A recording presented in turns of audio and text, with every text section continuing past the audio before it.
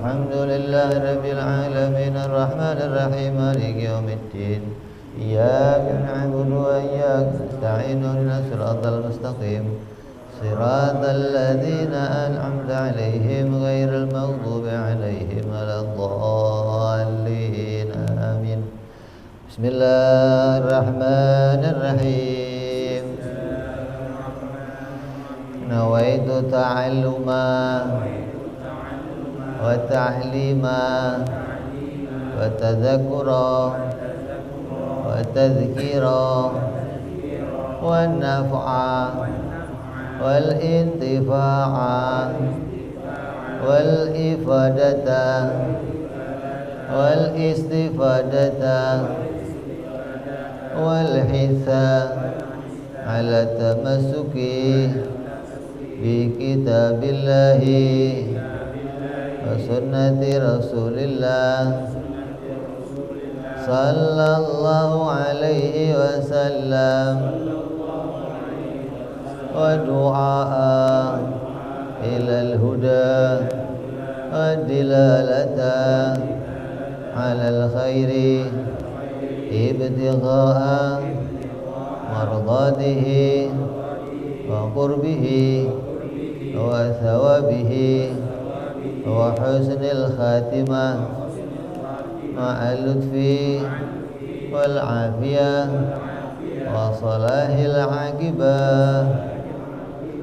بسم الله الرحمن الرحيم الحمد لله رب العالمين وبه نستعين على أمور الدنيا والدين والصلاة والسلام على رسول الله سيدنا وحبيبنا وشفيعنا ومولانا محمد صلى الله عليه وعلى آله وصحبه أجمعين أما بعد فقال مصنف الكتاب حضرة الشيخ سعيد بن كأرمية رحمه الله وغفر له ولوالديه ونفعنا به في الدارين اللهم افتح قلوبنا فتوح العارفين وبحكمتك وانصر علينا برحمتك يا أرحم الراحمين إلى أن قال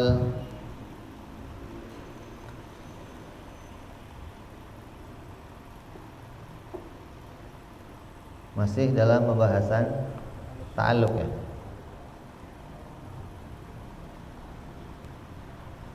Kemarin sudah kita bahas ta'alluq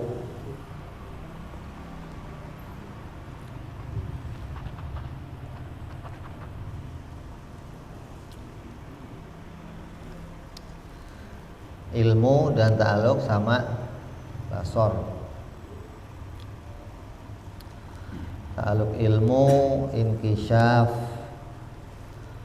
ta'alluq sama basor juga inkisyaf, tapi maknanya yang satu ihatah, yang satu ittidah. Yang satu maknanya meliputi segala sesuatu, yaitu ilmu, sama basor adalah jelas pada perkara yang ada. Kemudian yang berikutnya adalah ta'alluqnya sifat kalam.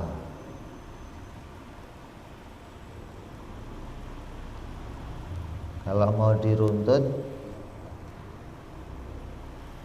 ta'alluq kalam ini samanya dengan ta'alluq ilmu dalam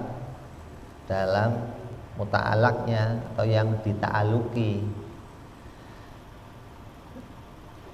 Kalam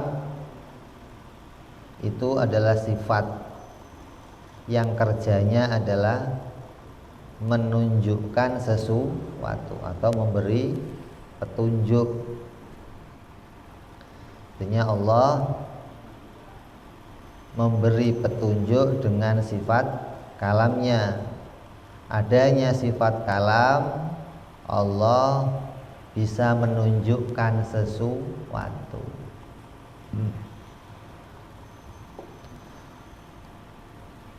Maksudnya Allah berfirman, Allah menceritakan tentang segala yang diketahuinya. Karena ilmu itu urusannya sama apa?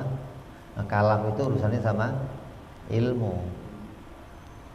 Kalau kita tidak ada ilmunya, maka tidak akan bisa bicara. Yang bisa kita bicarakan itu yang kita ketahui. Coba kamu ngomong satu huruf yang kamu nggak tahu, coba. Jangan. Bisanya apa? Nah, jadi ngomong itu berurusan sama pengetahuan. Jadi kalau ilmu itu ta'aluknya itu inkisyaf, atau kalau bahasa kita mendeteksi. Nah, ilmu itu kerjanya apa? Mendeteksi.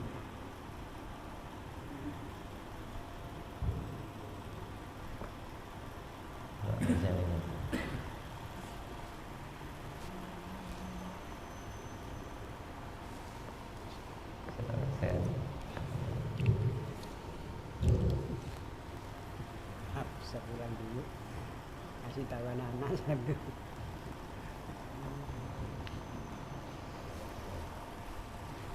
Jadi ilmu kerjanya apa? Mendeteksi. Kalau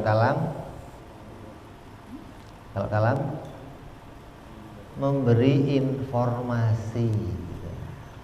Jadi kalau ilmu itu mendeteksi, kalau omongan kita itu menginformasikan sesuatu. Nah, kita nggak bisa ngasih informasi kalau tidak punya ilmu. Makanya HP kamu itu bisa ngasih informasi apa-apa kan sudah diisi memorinya. Kalau sudah ada terisi memorinya baru bisa kita. Ini secara gambaran kita mau melihat bahwa pada zatnya Allah ada sifat kalam. Apa sifat kalam itu? Sifat yang menunjukkan sesuatu atau menginformasikan sesuatu. Apa yang diinformasikan? Yang diinformasikan adalah segala yang ada di dalam ilmu. Yang di ilmu apa? Yang ada di ilmunya Allah apa? Kalau yang ada di ilmu kamu apa? Hah? Iya. Pengetahuan apa yang di ilmu kamu? Pengetahuannya cuma 3. Wajib, mustahil, jaiz. Sudah itu doang. Allah pengetahuannya apa? Ya 3 itu. Wajib, mustahil, jaiz. Hanya saja Allah mengetahui 3 perkara ini tidak ada permulaannya dan tidak tersusun. Ada wajib, ada mustahil, ada jaiz. Kalau kita kan tersusun, taunya wajib dulu, baru tahu mustahil, baru tahu jaiz.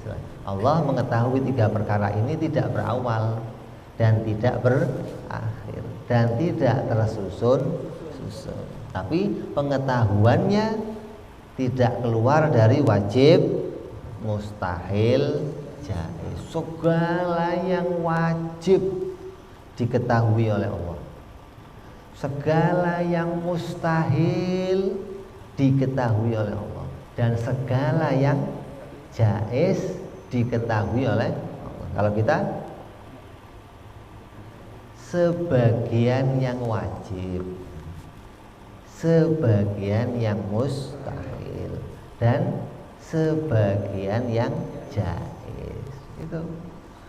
Nah, yang wajib contohnya apa?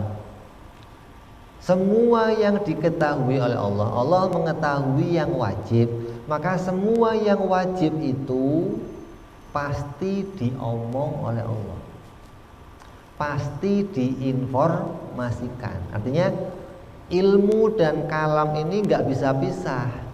Kalau ada ilmu, maka ada sifat kalam, maka ada informasi. Nah, sifat kalam itu sifat yang ada pada diri sendiri, namanya jadinya sifat. Kalau pada kita disebutnya namanya sifat nafsi atau kalam nafsi atau kalam hati. Coba saya mau nanya, hati kamu pernah ngomong nggak? Hah? Pernah ngomong apa selalu ngomong? Hah? Pernah berhenti? Pernah nggak berhenti bicara hati kamu? Pernah? Kapan? Enggak. Yang kamu tahu sejak kamu melek mata sampai kamu tidur, itu hati kamu pernah berhenti ngomong nggak?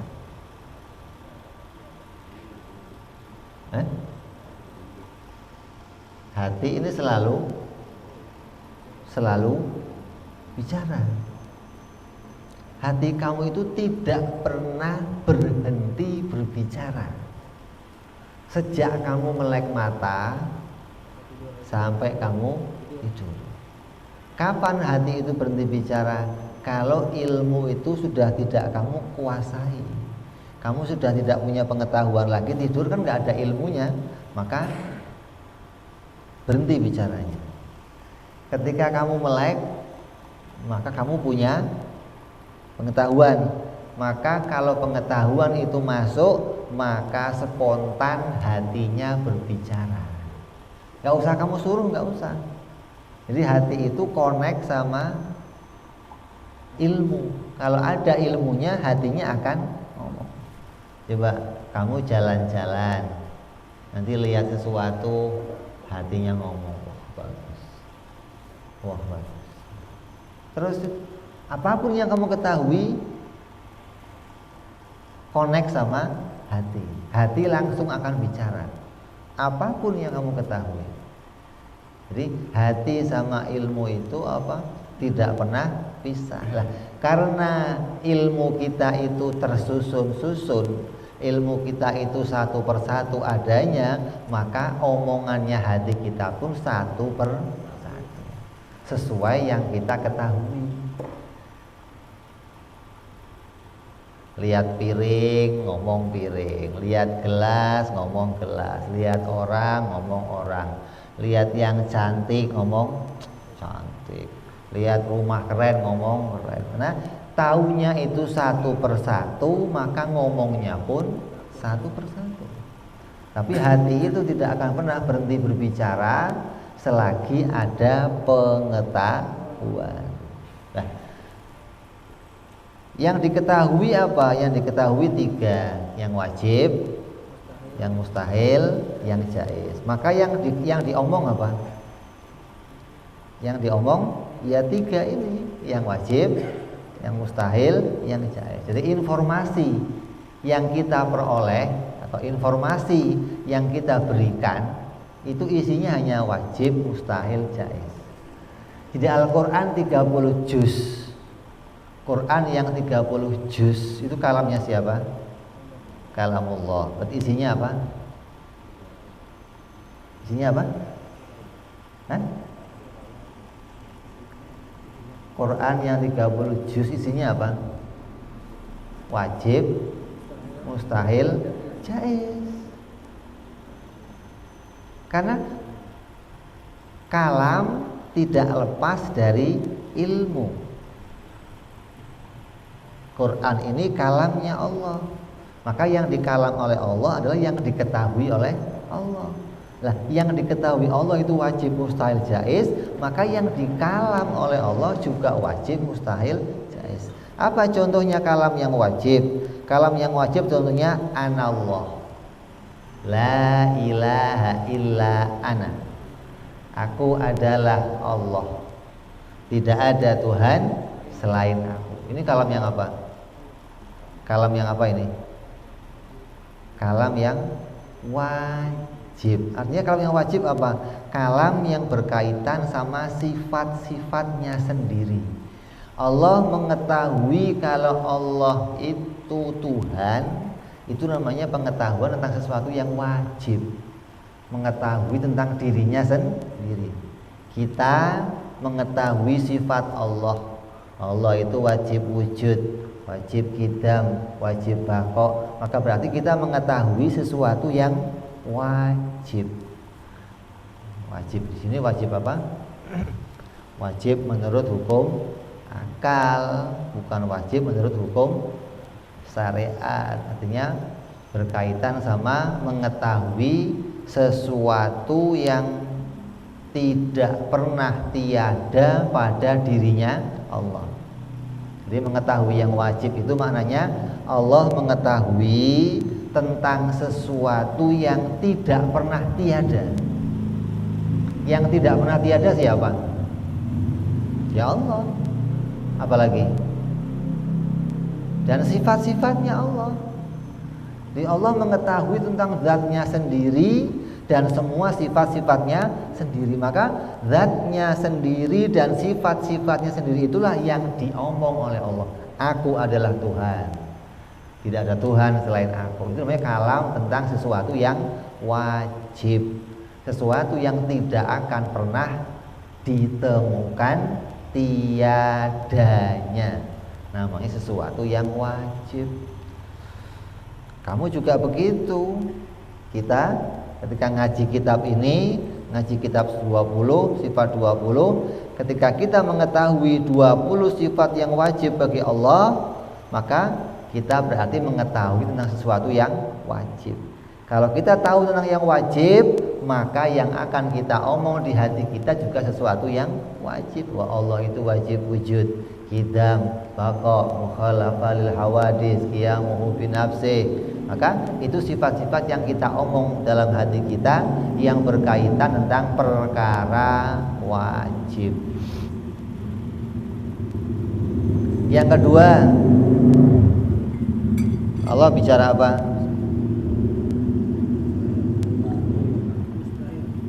Tentang sesuatu yang mustahil. Contohnya apa?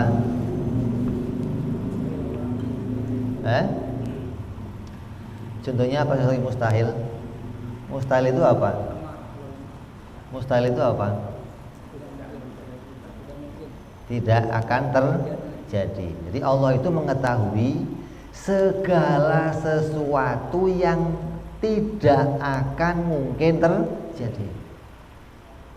Yang tidak mungkin terjadi ini kalau diciptakan Allah bisa nggak? Bisa nggak? Nggak mungkin. Orang namanya nggak bisa terjadi kok diciptakan bagaimana?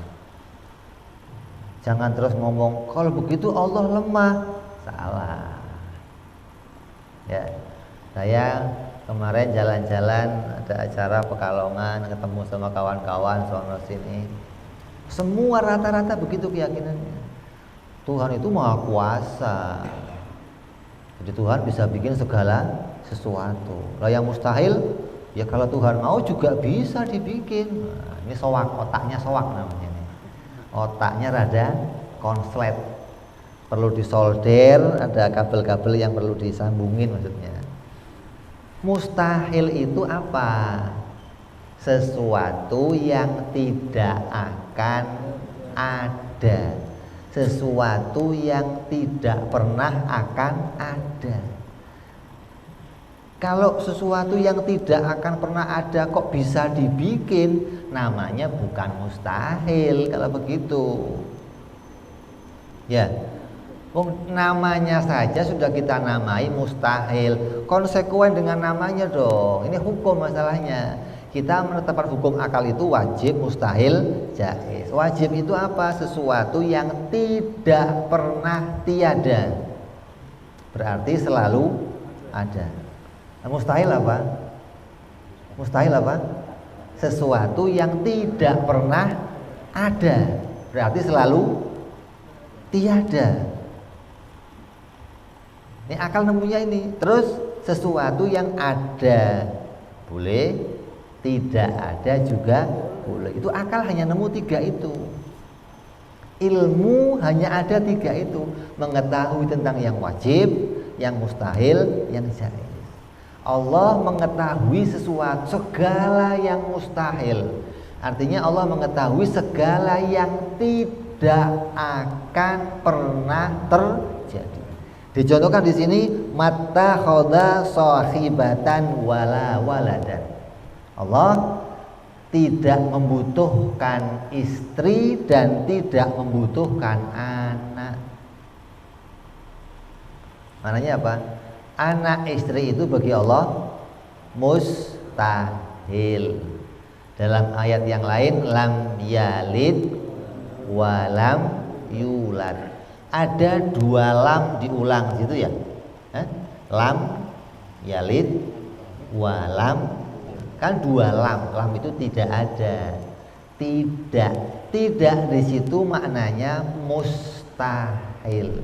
Mustahil Allah itu butuh kepada yang diciptakan, kepada anak, dan Allah tidak butuh kepada yang menciptakan. Allah tidak butuh kepada anak dan Allah tidak butuh kepada yang menciptakan.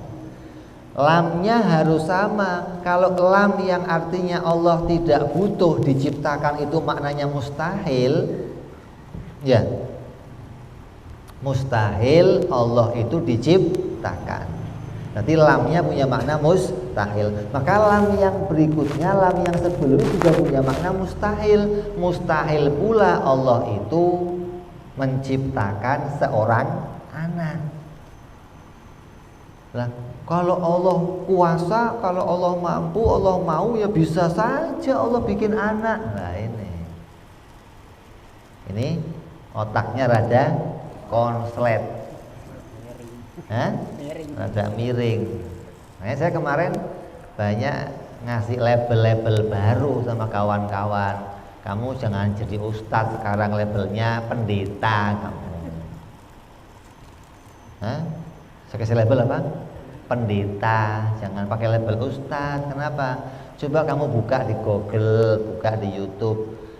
Tidak ada yang mustahil bagi Tuhan. Coba buka. Tidak ada yang mustahil bagi Tuhan. Tuhan kuasa segalanya. Yang ngomong seperti itu semuanya pendeta semua. Nah ini ada ustadz ngomong begitu gimana? Ya jangan pakai nama ustadz, saya bilang. Kamu masuk kelompoknya pendeta. Kalau ustadz akan meyakini Allah itu mampu menciptakan segala sesuatu yang mungkin terjadi, begitu dong. Allah bisa bikin sesuatu, yang dibikin oleh Allah itu hanya sesuatu yang bisa terjadi. Yang bisa terjadi dari 3 ini yang mana? Yang jaiz. Ada wajib, ada mustahil, ada jaiz. Yang bisa terjadi hanya yang jaiz saja ini. Maka yang Allah ciptakan hanya yang jaiz ini. Semua yang jaiz Allah bisa bikin. Nah, begitu mestinya. Wa huwa ala kulli syai'in qadir. Syai'in di situ apa? Yang jaiz ini. Jangan kulunya kepada ini semua, nabrak namanya. Kalau kamu katakan Allah, inna Allah ala kulli syai'in itu ya wajib bisa, mustahil jaiz bisa, rusak pikiran kamu. Kamu akan tertabrak pada makna nanti Allah itu bisa bikin yang mustahil. Berarti Allah bisa bikin anak, Allah bisa bikin istri. Ini kerusakan cara berpikir namanya. Loh kan Tuhan kuasa. Iya. Kuasa itu tidak terus menabrak sesuatu yang merendahkan Dia. Allah bikin anak, apa fungsinya? Buat Allah. Allah tidak butuh anak, maka dikatakan lam yalid walam yulad. Di sini dikatakan mattakhadallahu waladan wala sahibatan. Allah tidak butuh istri, Allah tidak butuh anak. Maka ada apa Tuhan kok bikin istri? Ya terserah Dia. Ya goblok pikiran kamu namanya. Salah berpikir begitu. Ya. Jadi Allah menyatakan dalam Al-Quran sesuatu yang mustahil. Mana? Walam yakun lahu kufuwan ahad. Tidak mungkin ada, mustahil ada yang sama dengan aku. Maka nggak mungkin. Lah kalau Allah bikin gimana? Allah bikin makhluk yang sama dengan Tuhan. Ya pikiran kamu soak berarti. Wong sesuatu yang mustahil kok suruh bikin. Hah? Lam yalid walam yulad. Allah tidak butuh anak dan tidak butuh diciptakan. Ini makna mustahil. Apalagi banyak di Quran itu banyak kalimat lau. Lau anzalna hadzal qur'ana ala jabalin lau kana fihi ma'alihatun illallah. Ini ada di Quran kalimat lau. Lah kalimat lau yang di Quran itu ada lau yang maknanya mustahil, ada lau yang maknanya jaiz. Makanya orang kalau sudah mau nafsirin Quran harus paham ini launya maknanya mustahil, ini launya maknanya jaiz. Seperti apa? Lau anzalna hadzal qur'ana ala jabalin. Kata Allah, kalau Quran ini aku berikan kepada gunung-gunung, kepada makhluk-makhluk yang besar-besar, matahari, bulan, gunung-gunung, ala jabal la ra'aitahu khashi'an mutasaddian min khasyatillah, maka kamu akan lihat gunung itu tunduk, tidak akan pernah geser-geser karena takutnya kepada Allah Subhanahu wa taala. Berarti Quran ini sudah ditawarkan kepada gunung-gunung, gunung nyerah, tidak sanggup, ya Allah saya terima perintah ini. Jadi boleh saja, mungkin saja Quran ini Allah turunkan perintahnya kepada selain manusia. Jangan yang bisa terima Quran hanya manusia. Itu Quran yang ngomong, kalau ini saya berikan kepada selain manusia, kamu akan lihat mereka tunduk dengan perintahku semuanya. Lah Quran dikasih sama manusia, sikap manusia bagaimana? Ya pencilaan, ada yang tunduk, ada yang enggak tunduk, ada yang nentang, ada yang membangkang, ada yang, padahal Allah katakan kalau ini saya turunkan kepada selain manusia, maka mereka semuanya akan tunduk. Manusia dikasih akal malah nggak bisa memahami Al-Quran bahwa ini petunjuk untuk jalan keselamatan dari Allah Subhanahu wa ta'ala. Ada lagi lau kana fihi ma'alihatun illallah la fasadata. Andai di Quran, andai di dunia, andai di alam semesta ada Tuhan lain selain aku, maka akan hancur dunia ini. Tapi nyatanya dunia hancur enggak? Enggak. Ketika dunia nyata enggak hancur, berarti tidak mungkin ada Tuhan lain selain Allah. Quran yang ngomong, kalau ada Tuhan lain selain aku, hancur. Kenapa? Tidak mungkin dua Tuhan mengatur bersama-sama alam semesta. Tidak mungkin dua Tuhan punya kemauan untuk bisa mengatur serapih ini. Ini Allah katakan, Allah tunjukkan kalam itu dengan apa? Dengan menyatakan bahwa mustahil ada Tuhan lain selain aku. Jadi kalam yang mustahil itu diinformasikan oleh Allah, dan informasinya ada dalam Al-Quran.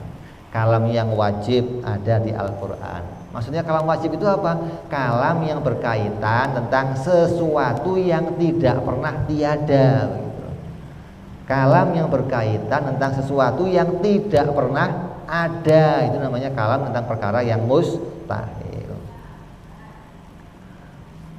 Jadi sangat keliru kalau dia mengatakan Allah bisa menciptakan anak.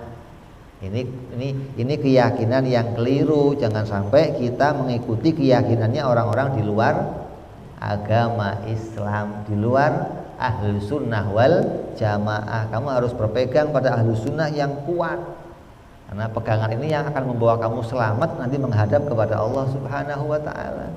Mengimani dengan keimanan yang iman kamu tidak mencederai, tidak mencacati, tidak mengurangi hak-haknya Allah Subhanahu wa ta'ala.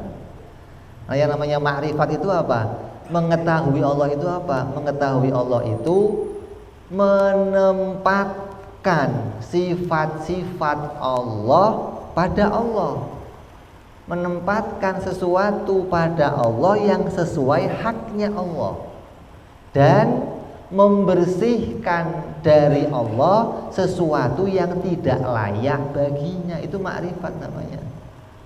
Orang yang kenal kepada Allah itu bisa mensifatkan kepada Allah sifat yang sesuai haknya Allah, dan membersihkan dari Allah sesuatu yang gak patut bagi Allah Subhanahu wa ta'ala.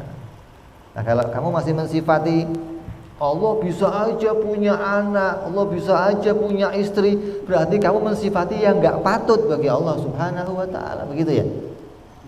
Jadi ini kerusakan. Jangan sampai kita punya keyakinan yang rusak. Nah, ini penting kita ingatkan.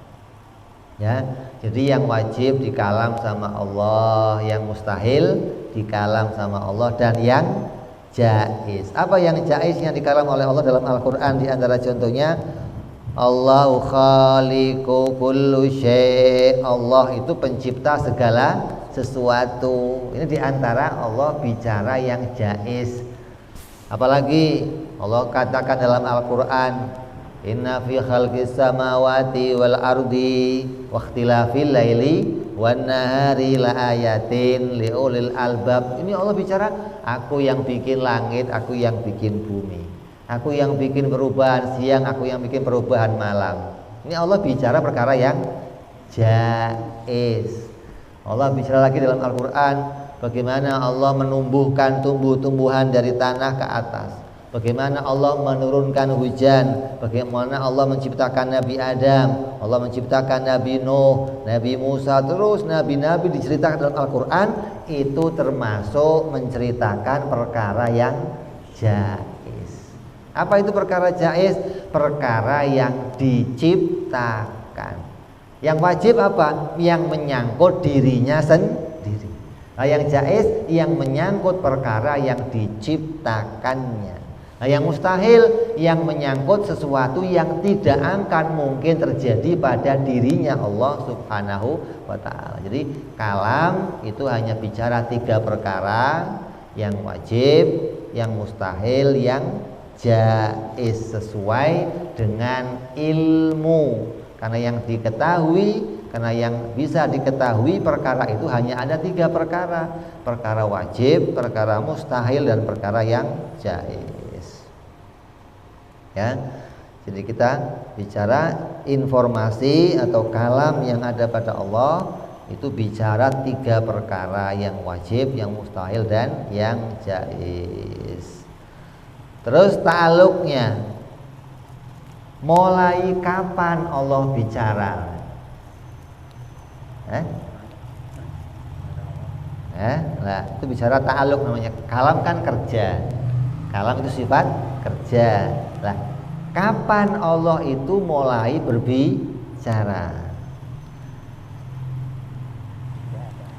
Tidak ada permulaannya. Maka dikatakan di sini ta'aluk sifat kalam ada 3. Nah, di situ ada kan? Ta'aluk sifat kalam itu ada 3. Yang pertama namanya tanzizil qadim. Apa? Yang pertama namanya apa? Tanzizil qadim. Ya, halaman 48. Itu setelah Allahu khaliqu kullu syai', maka di bawahnya inilah yang disebut namanya ta'aluk sifat kalam. Ta'aluk sifat kalam itu ada 3. Yang pertama namanya ta'aluk tanzizil qadim. Apa itu tanzizil qadim? Tanzizil qadim itu ta'aluk sifat kalam bagi Allah pada perkara-perkara yang wajib dan pada perkara-perkara yang mustahil. Jadi semua yang wajib, semua yang mustahil itu diomong oleh Allah, tidak ada permulaannya. Allah bicara tentang keadaan dirinya sendiri. Aku ini kudrat, aku ini zat yang iradat, aku ini zat yang qadiron, aku ini zat yang muridan, aku ini zat yang aliman, aku ini zat yang mutakallim, aku ini zat yang basir, aku ini zat yang sami. Itu semua keadaan itu dikalam oleh Allah, tidak ada permulaannya. Begitupun yang mustahil, Allah bicara, aku ini tidak mungkin tiada, aku tidak mungkin lemah, aku tidak mungkin tidak melihat sesuatu, aku tidak mungkin tidak mendengar sesuatu. Maka kalam itu pun dikalam oleh Allah, tidak ada permulaannya.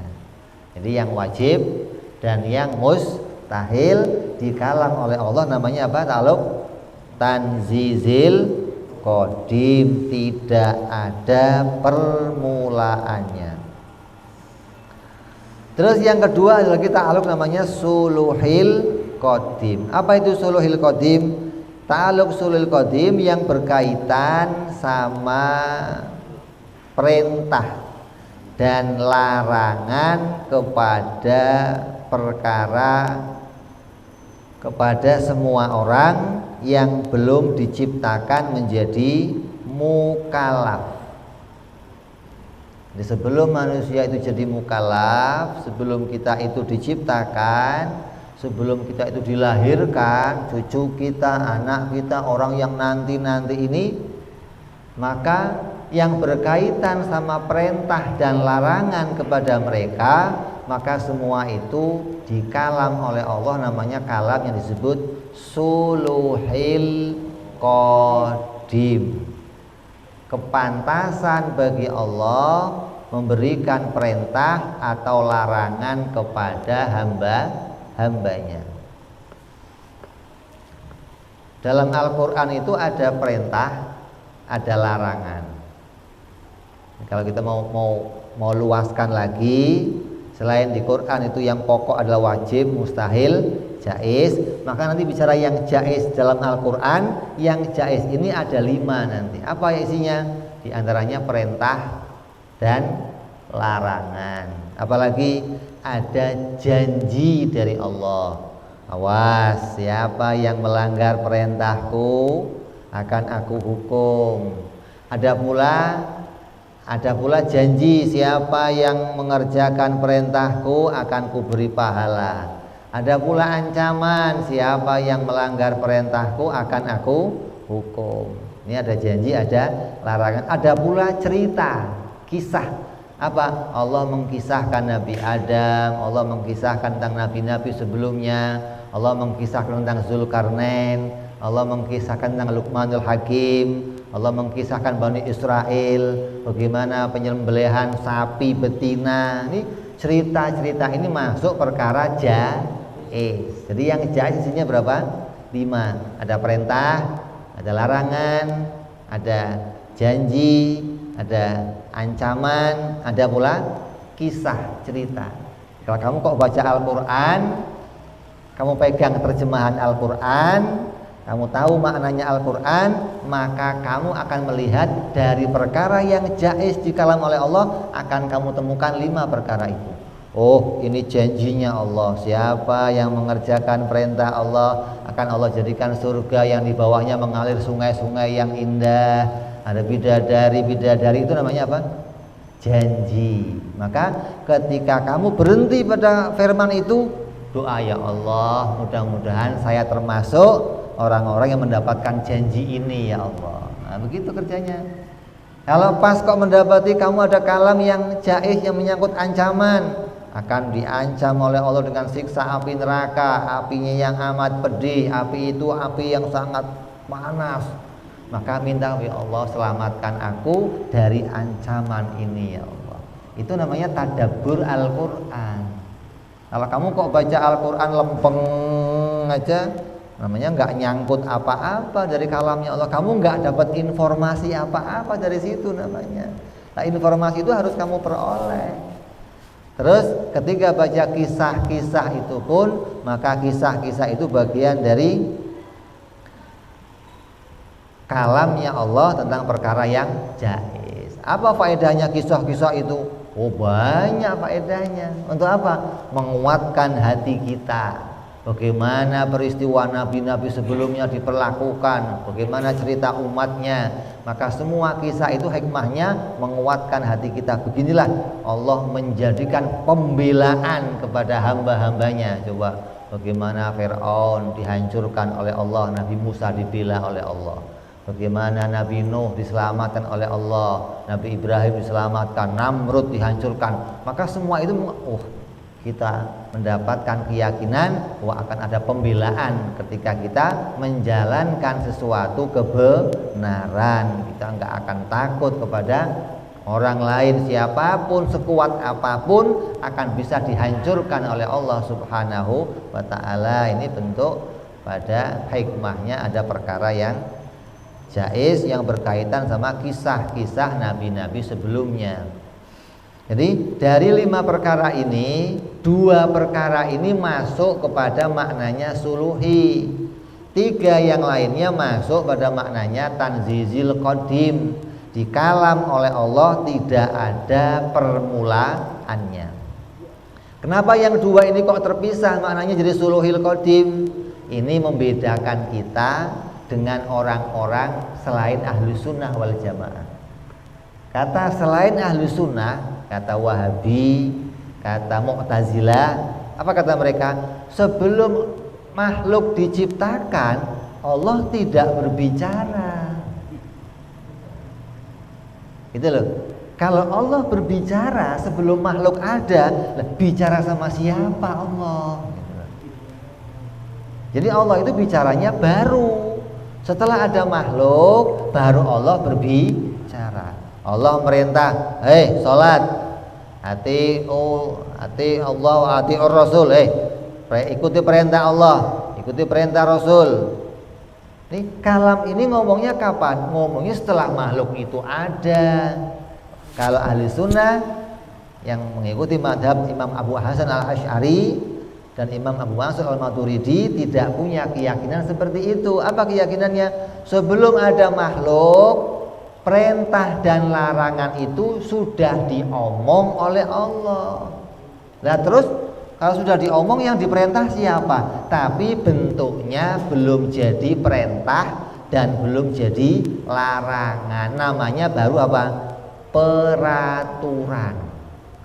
Peraturan ini belum diberlakukan. Contoh. Kalau kamu masuk sebuah sekolah, di sekolah itu ada peraturan, ada nggak? Ada peraturan. Peraturan di sekolah itu dibuatnya setelah ada muridnya atau sebelum ada muridnya? Sudah apa sebelum? Sebelumnya. Ya. Jadi sebelum muridnya masuk di sekolah itu sudah ada peraturan. Nah ini ngatur siapa? Wong belum ada muridnya.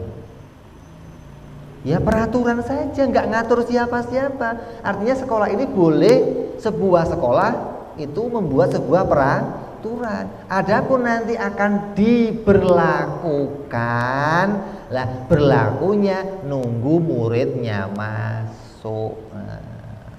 Ketika muridnya masuk baru wajib pakai seragam, wajib jam 7 masuk sekolah. Ini baru diberlakukan namanya. Sebelum ada muridnya namanya apa? Peraturan. Maka dikatakan di sini perintah larangan sebelum manusia diciptakan namanya suluhil qadim. Allah boleh saja memberlakukan perintah dan memberlakukan larangan. Ya, masuk adzan Isya, kita dengar adzan sebentar. Allah.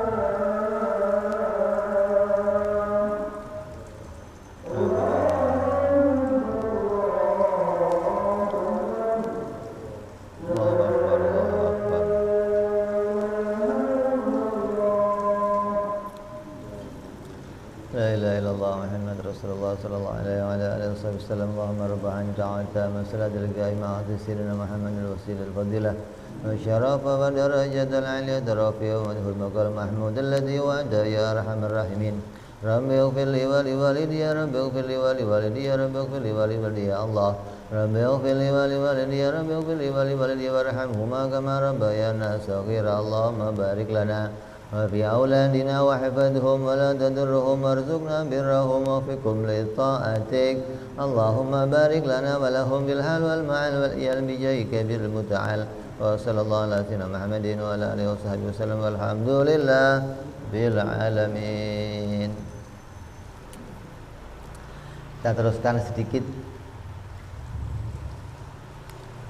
Jadi yang pertama jadi namanya ta'alluq tanzizil qadim, artinya Allah menginformasikan, kalam Allah berbicara tentang perkara yang wajib dan yang mustahil, tidak ada permulaannya.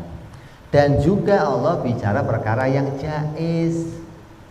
Jadi yang wajib, yang mustahil, yang jaiz semuanya dikalam oleh Allah, gak ada permulaannya. Yang jaiz apa saja? Ya yang tadi perintah, larangan, ancaman, janji, kisah-kisah. Allah bicara tentang segala sesuatu yang diketahuinya. Nah, hanya berkaitan dengan perintah dan larangan, kedua perkara ini disebut namanya ta'alluq suluhil qadim. Ketika perkaranya itu belum adanya makhluk, belum adanya orang yang diperintah atau dilarang.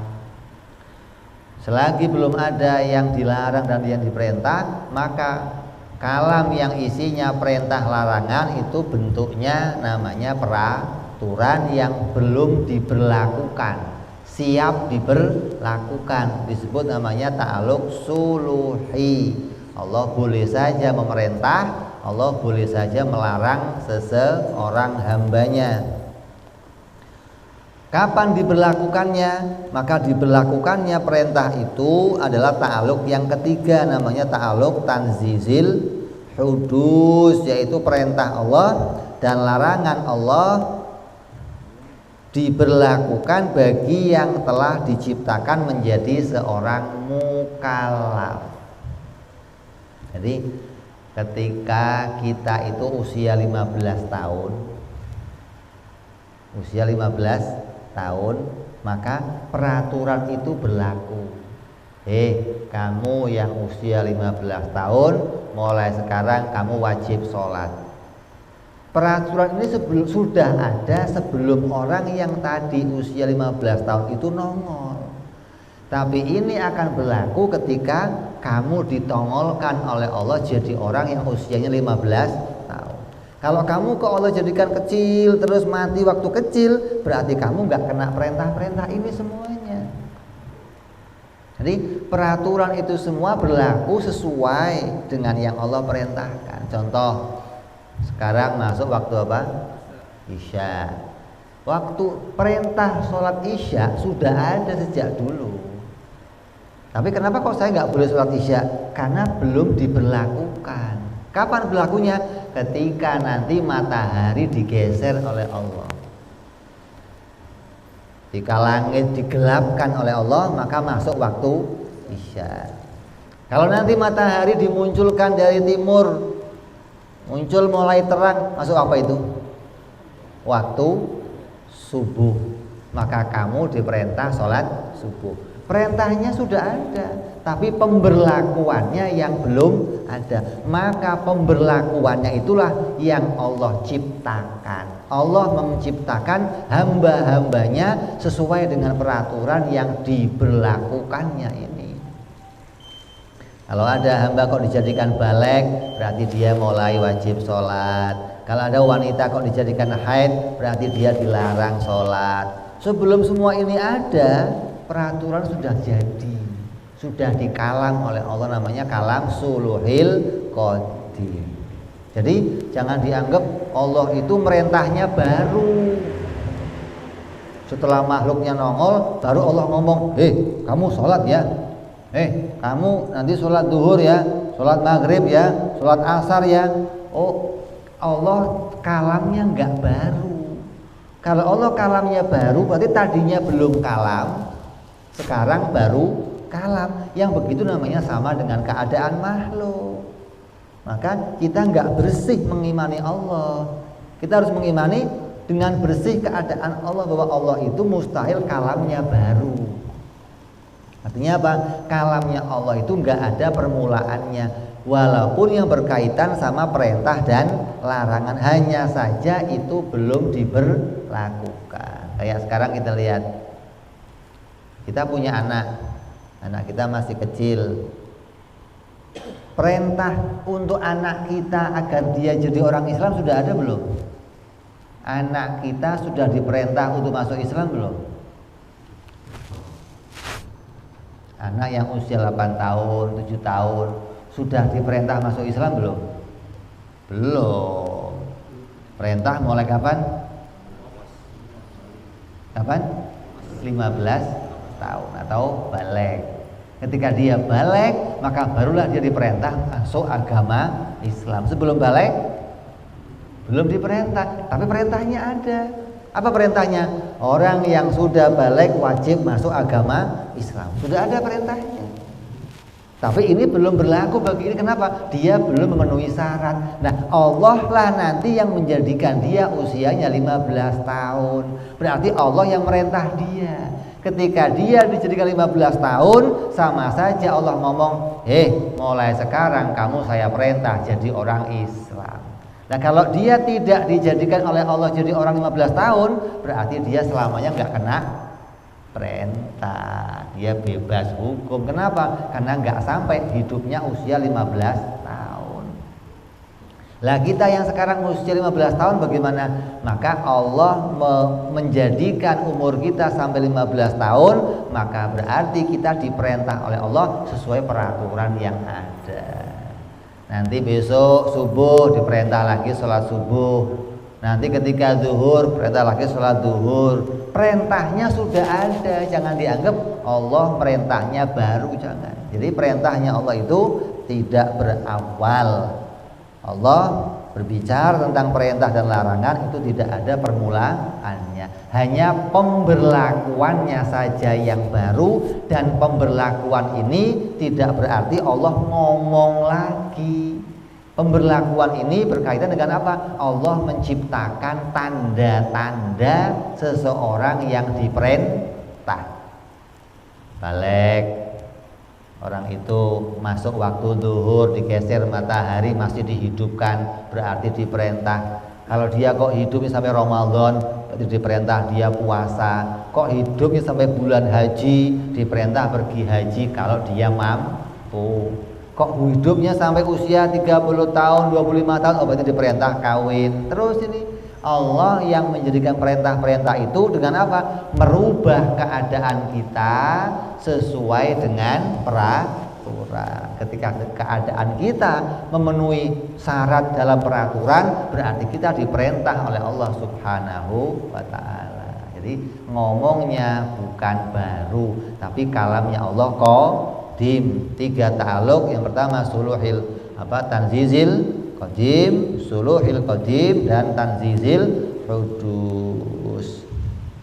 Maka ini selesai kita bicara ta'aluk sifat kalam. Maka selesai pula kita bicara tentang sifat-sifat Allah Subhanahu wa ta'ala yang jumlahnya 20 yang wajib, 20 yang mustahil, dan 1 perkara jaiz. Dalam perkara jaiz ada 10 keyakinan yang harus ada kita miliki, maka jumlah seluruhnya ada 50 mu'taqad, 50 pedoman, 50 keyakinan yang berkaitan tentang hak-haknya Allah Subhanahu wa ta'ala. Mudah-mudahan apa yang kita kaji, apa yang kita pelajari, apa yang kita pahami ini Allah jadikan sebagai pedoman hati kita, Allah kuatkan dalam hati kita, Allah tancapkan dalam hati kita, Allah tidak goyang-goyangkan dalam hati kita hingga nanti datangnya hari kematian kita. Kita mati dalam keadaan meyakini semua akidah-akidah ini, kita mati dalam keadaan mengimani apa yang diberitakan oleh Rasulullah Sallallahu Alaihi Wasallam, kita mati dalam mengimani apa yang menjadi hak-haknya Allah Subhanahu Wa Taala, dan kita berharap kita mati dalam keadaan husnul khatimah, dimudahkan oleh Allah kematian kita, dan kita mati dalam keadaan membawa iman Islam selamat dunia sampai akhirat. Amin ya rabbal alamin bijai Nabi Muhammad sallallahu alaihi wasallam. Lahumul Fatihah. A'udzu billahi minasyaitonir rajim. Bismillahirrahmanirrahim. Alhamdulillahirabbil alamin arrahmanir rahim maliki yaumiddin. Iyyaka na'budu wa iyyaka nasta'in ihdinas siratal mustaqim siratal ladzina an'amta 'alaihim ghairil maghdubi 'alaihim waladdallin. Amin. Ya Rabbana i'tarafna bi anana qtarafna wa anana asrafna ala ladha ashrafna fatub alaina tauba taghsil kulli hauba wastur lana aurati wa amini rawati waghfir li walidina Rabbi wa mauludina wal ahli wal ihwani wa sairil hillani wa kulli dhi mahabbah aw jiratin aw suhbah wal muslimina ajma' amin Rabbi isma' fadlan wa judan manna la biktisabi minna bil mustafa rasulina dhabi kulli suli salla wa salam rabbi alaihi andal habbi wa alihi wa sahbi idada tahzi suhbi walhamdu lil ilahi fil badi wa danahi subhana rabbika rabbil izzati amma yasifun wa salamun alal mursalin walhamdulillahi rabbil alamin. Assalamualaikum warahmatullahi wabarakatuh.